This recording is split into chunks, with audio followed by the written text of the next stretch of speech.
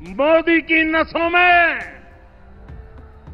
लहू नहीं, गरम सिंदूर बह रहा है। दोस्तों, आज राजस्थान की एक रैली में प्रधानमंत्री मोदी की जुबान से निकली हुई कई बातों में से एक ये वो बात है जिसकी चर्चा सोशल मीडिया में खूब हो रही है। प्रधानमंत्री ने करीब 20-22 मिनट अपने पूरे भाषण में ऑपरेशन सिंदूर का जिक्र किया। ऑपरेशन सिंदूर पर हम सबको फक्र है दोस्तों, लेकिन जब से ये ऑपरेशन शुरू हुआ है एक बात बार बार बोली जा रही है, बीजेपी द्वारा भी, गोदी मीडिया द्वारा भी, कि ऑपरेशन सिंदूर पर पॉलिटिक्स नहीं होनी चाहिए। लेकिन अब प्रधानमंत्री ने खुद ही पॉलिटिक्स शुरू कर दी तो उसको अमली जमा पहनाने का काम कर दिया है विपक्षियों ने। दोस्तों, इस बीच लेकिन एक बहुत हैरान करने वाली खबर आई है जो प्रधानमंत्री से सवाल पूछती है कि अगर वो ऑपरेशन सिंदूर का क्रेडिट ले रहे हैं और वो खुद का सीना ताने खड़े वाली बात बोल रहे हैं जो कि उन्होंने आज बोला, तो उनको ऑपरेशन सिंदूर से पहले के कुछ सवालों के जवाब भी देने चाहिए। दोस्तों, ये खबर है जो कि टेलीग्राफ ने छापी है। बहुत ही हैरान करने वाली खबर है, टेलीग्राफ इंडिया की खबर है। देखिए, इस खबर में लिखा है, the forces suspect the same group of 3 militants were involved in at least 3 other major attacks.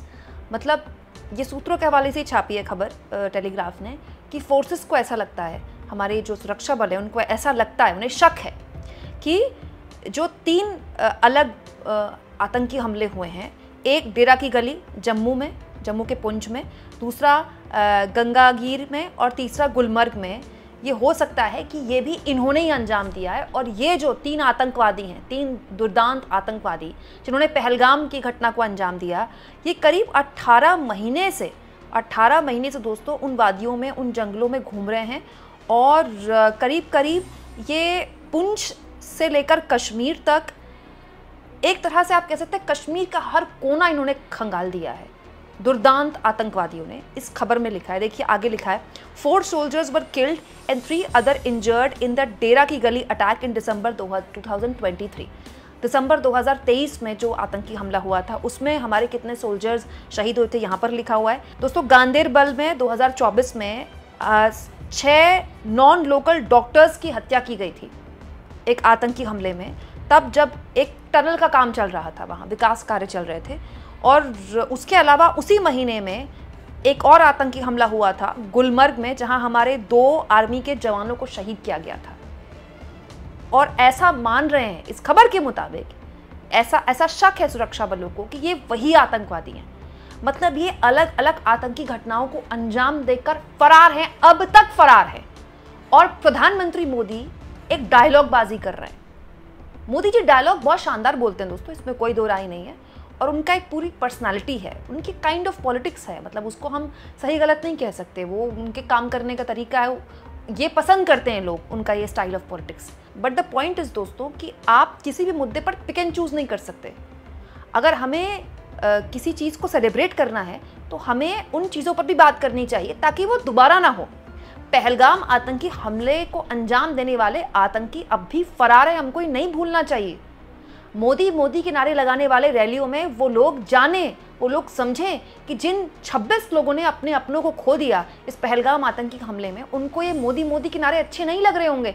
ये बात सच है कि हमारी सेना ने ऑपरेशन सिंदूर बहुत ही शानदार तरीके से अंजाम दिया और वो तो अभी भी जारी है। लेकिन कुछ सवाल हैं जो सरकार को फेस करने चाहिए अब अगर वो ऑपरेशन सिंदूर का क्रेडिट लेना चाहती है तो।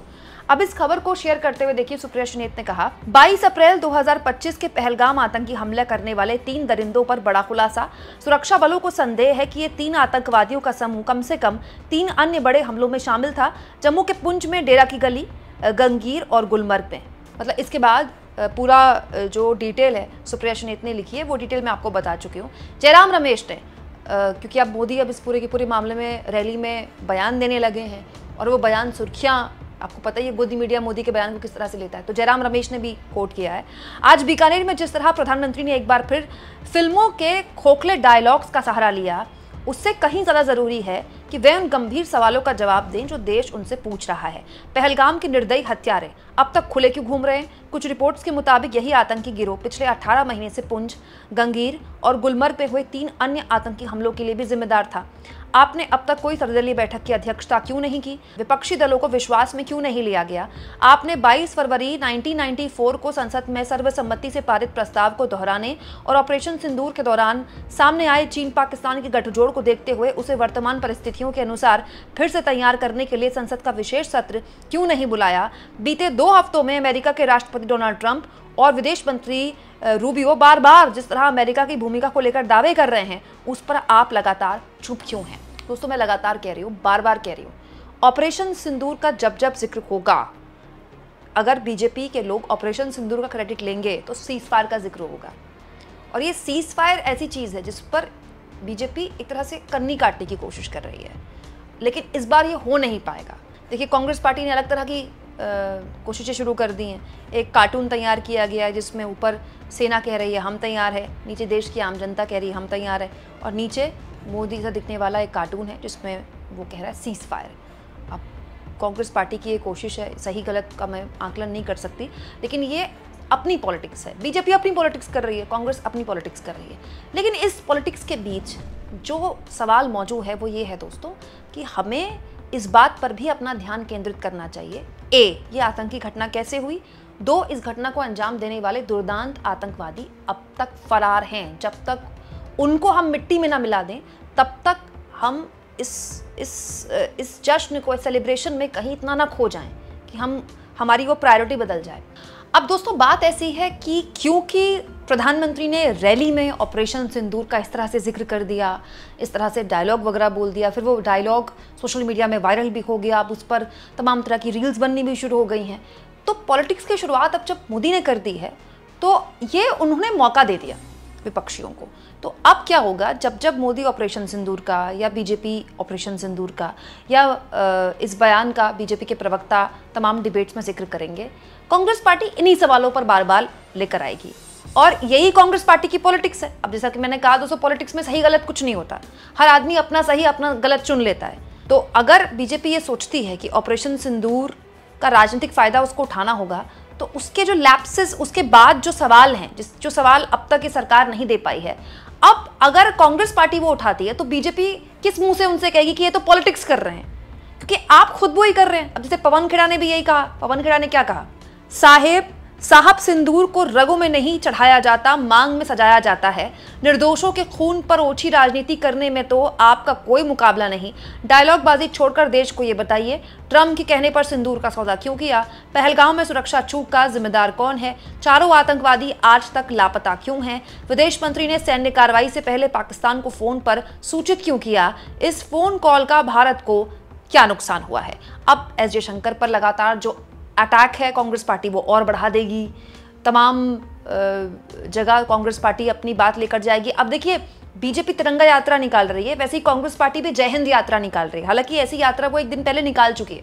दोस्तों, जब पहलगाम आतंकी हमला हुआ था उसके बाद भी हाथ में मशाल लेकर देश के अलग अलग हिस्सों में कांग्रेस पार्टी ने शाम को एक मार्च निकाला था शांतिपूर्ण तरीके से। उसके बाद ऑपरेशन सिंदूर खत्म हुआ तो भी कांग्रेस पार्टी ने एक कार्यक्रम किया था बीजेपी की तिरंगा यात्रा के जरिए। वैसे ही अब एक जय हिंद यात्रा भी निकालने वाली है कांग्रेस पार्टी बीजेपी की तिरंगा यात्रा के जरिए। तो बीजेपी क्या कर रही है? अपनी तिरंगा यात्रा के जरिए ऑपरेशन सिंदूर का बखान कर रही है। तो अपनी जय हिंद यात्रा के जरिए कांग्रेस भी यही कर रही है। ऑपरेशन सिंदूर के बाद जो सरकार पर सवाल वो लगातार पूछ रही थी, उन्हीं सवालों को लेकर जा रही है। तो अब ये पॉलिटिक्स जमीन पर भी होगी, टीवी पर भी होगी और राजनेताओं की जुबान पर भी होगी। तो दोनों ही पार्टियां अपना अपना परसेप्शन बनाएंगी। अब ये तो जनता पर है कि वो किसका परसेप्शन लेते हैं। आपको क्या लगता है दोस्तों? कमेंट बॉक्स में जरूर लिखें और जितना हो सके चैनल को शेयर करें, सब्सक्राइब करें और थैंक्स और ज्वाइन। दोस्तों, ये 2 ऑप्शन है जिसके जरिए आर्थिक तौर पर भी अगर आप चाहें तो चैनल के हाथ मजबूत कर सकते हैं।